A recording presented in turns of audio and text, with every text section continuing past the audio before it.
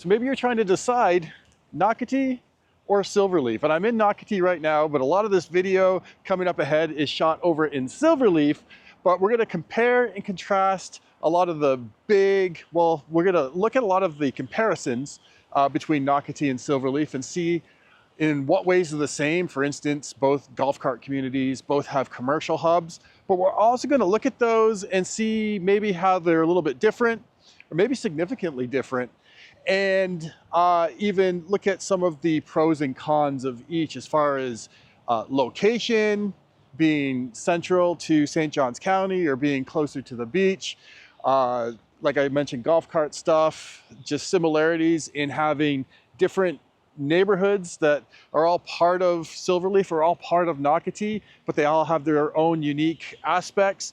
And there's some differences within there too. So we're going to talk about all of that. So enough talking right now, let's hop right into it. And if you're thinking about coming down here and you want to look a little bit more deeply into these differences and similarities, you're trying to wrestle between Nocatee and Silverleaf or Shearwater and Beacon Lake and have some questions about these neighborhoods, let's set up a private 15-minute virtual cup of coffee. Just learn more about your goals and see if maybe we can help you with your transition here to St. Augustine, St. Johns County. One big similarity between Nocatee and Silverleaf is that there's a big variety of neighborhoods. We're in Oak Grove right now, and just behind me over this way here, we've got Courtney Chase and Courtney Oaks and Holly Landing and this whole Silver Landing area. So this would be, to me, maybe kind of like 20 Mile in Nocatee. You've got a lot of different,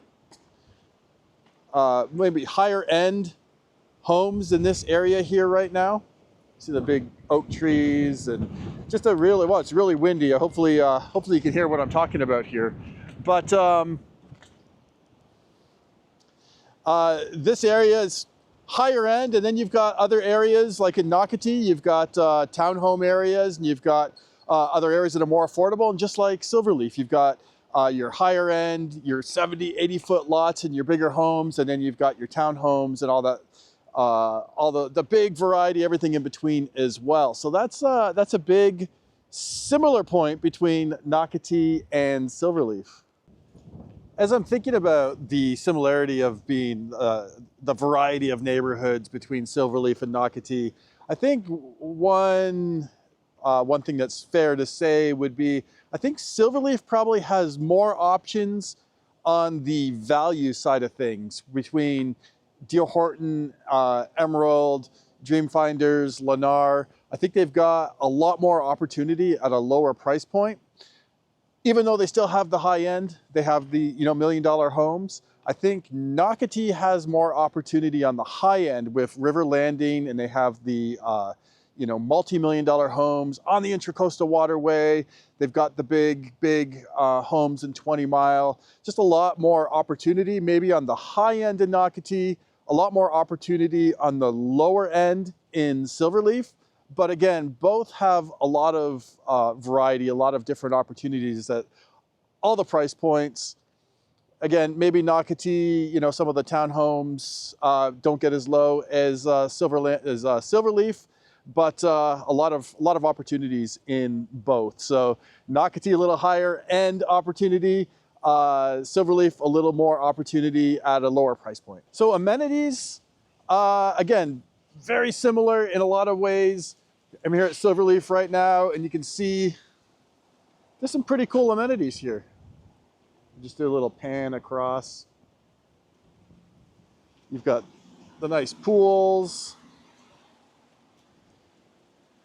You've got parks. You got a lot of opportunities to enjoy the resort lifestyle here in Northeast Florida, both at Nocatee and at Silverleaf. I would say some of the big differences would be, let me actually get some amenities behind me here as we're talking, but in here at Silverleaf, there's no fitness center. I don't think any neighborhood has a gym yet, but Nocatee's gym's actually fairly small for the size of the area too, although I've never noticed it being particularly crowded either.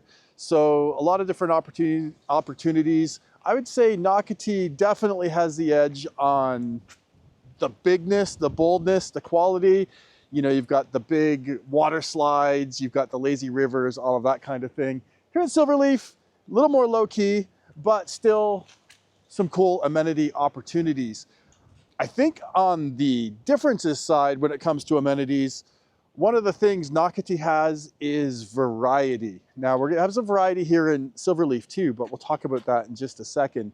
In Nocatee, you've got a big variety, and pretty much, except for gated communities, everyone can use everyone else's amenity center. So if you are living in 20 Mile and you've got 20 Mile Village pool, but you've got some friends down at Crosswater, you want to go down the Crosswater pool or the new Seabrook water park, or Cypress Trails, you can do that. You have access to all the Nocatee amenities.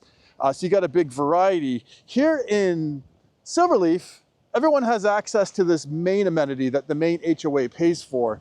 But then each individual community has their own smaller HOA as well.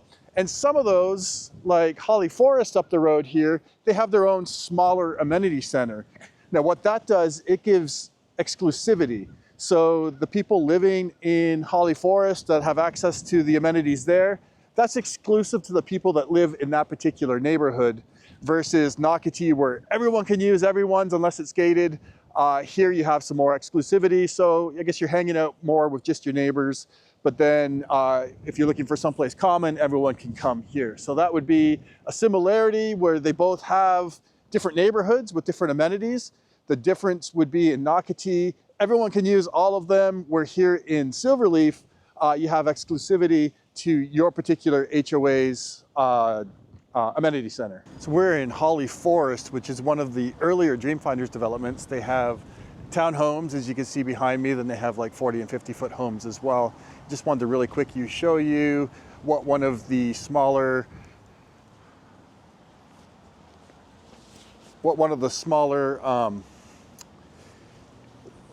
HOA pools are like that have the exclusivity.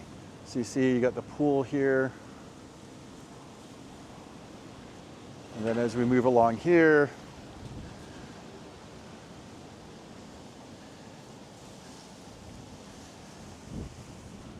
we've got a little clubhouse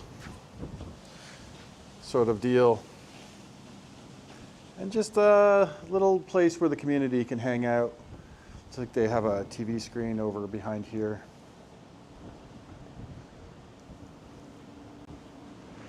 So to give you a little idea of what some of the exclusive amenities are like in Silverleaf. Again, everyone has access to that main one that we were down at by the main commercial section there.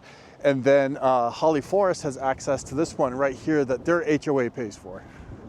We got some wind going right now. Good thing I have my wind guard on here. But another common thing between Nocatee and Silverleaf is the golf cart paths. And even if we turn around, I'm going to show you right here.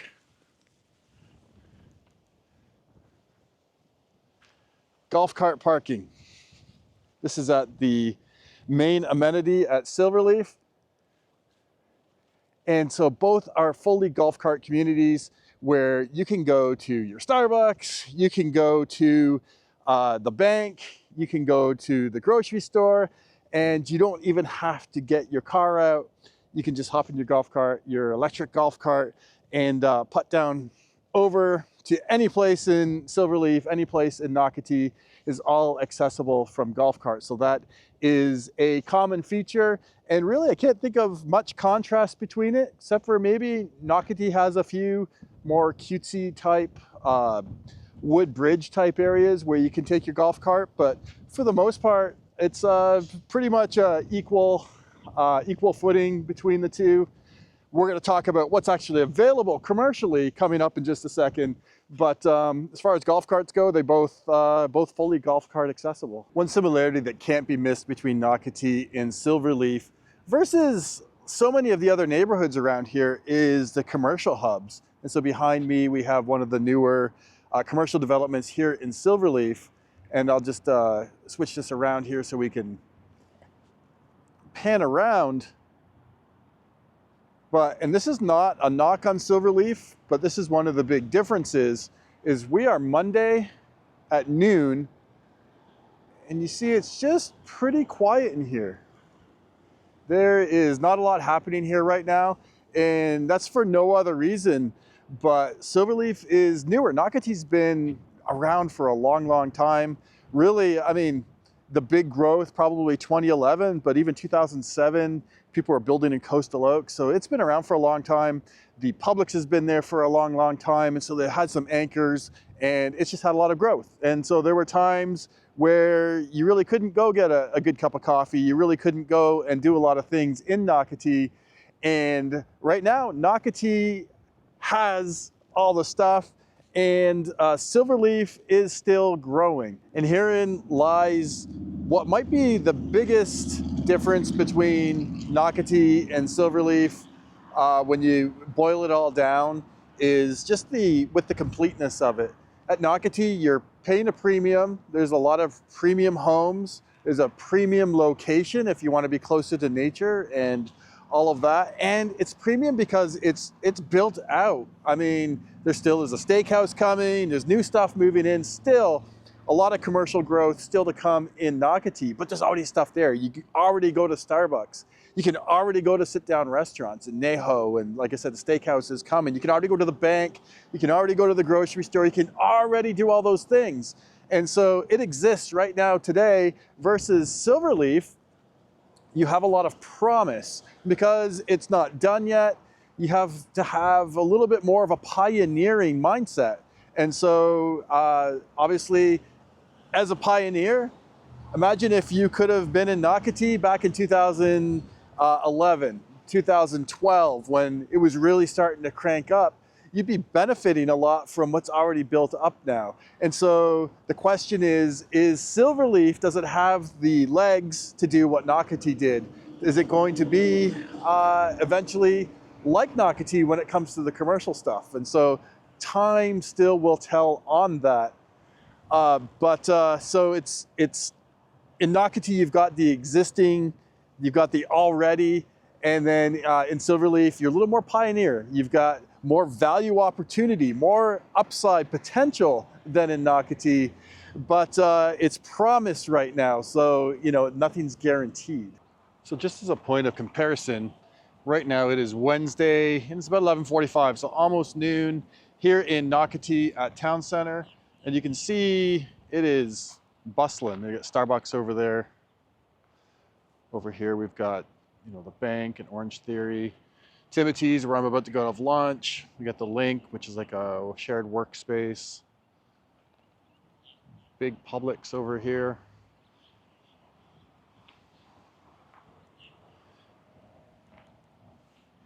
And there's just a lot going on. And again, this is definitely not a slight against Silverleaf, but in comparison, Nocatee has just been around for a long, long time. It's been building up for a long time. There's a lot of business here. There's a lot going on. And Silverleaf has a long ways to go to catch up. But again, if you're a pioneer and you're looking to get in now before it's gotten built up, or gosh, maybe even as a business owner, getting some lease space in there locked in, because I know leases are not cheap here in Nocatee, it might be a good winter move as well. But just for comparison, showing you what's going on here in Nocatee, just on a random Wednesday afternoon, or I guess still morning. So one of the big differences as well between Nocatee and Silverleaf is Nocatee absolutely, in my opinion, has the edge on location, especially if you're talking about being close to nature, being closer to the beach, being close to the Intracoastal Waterway and kayaking and nature trails and all of that. Silverleaf can't hold a candle to Nocatee on that. Nocatee is just the better location as far as being close to the beach and nature and all that stuff goes. It just is what it is. Silverleaf, on the other hand, if I wanted to figure out an edge for it, so where I am right now, this is County Road 210 behind me, and this is Silverleaf, the main St. John's Parkway, north-south. That way's south, that way's north. And if we go north from here, we're gonna go up to Durban Park, up to the new major shopping area where right now it's Home Depot and Walmart, and has a lot of those type of anchors, and then some, you know, smaller and newer things moving in as well. And then as we move to the south right here, that's where we go down to Silverleaf. So we're at the north side of Silverleaf, not quite in it at this point right now. As we go east here, you're gonna go past Beacon Lake and Beach Walk, and you're gonna cross a bridge, you're gonna be at Nocatee, and then head over the Intracoastal over to Ponte Vedra Beach and, well, the beach. As we go to the west here, you're gonna go to Shearwater and then over to Rivertown and the river and that whole side of things. And so Silverleaf, oh, and then as we go south, when you pop out of Silverleaf on the other side, you're gonna be down on 16 and have Costco and Buc-ee's and Bass Pro Shop and all those things that are coming down there. So as far as being central commercially, Silverleaf's already pretty dang central. And as Durbin Park grows and as Bass Pro Shop and things come in, Silverleaf is definitely gonna have the edge as far as being in the center of everything for St. Johns County. It'd be quick access to 9B, 95, quick access to World Golf Village stuff, quick access, relatively, not as quick as Nocatee, but much quicker than Silverleaf and Rivertown to get to the beach, to Michler's Landing, and then still quick access to the river as well. So Silverleaf is super, super, super central.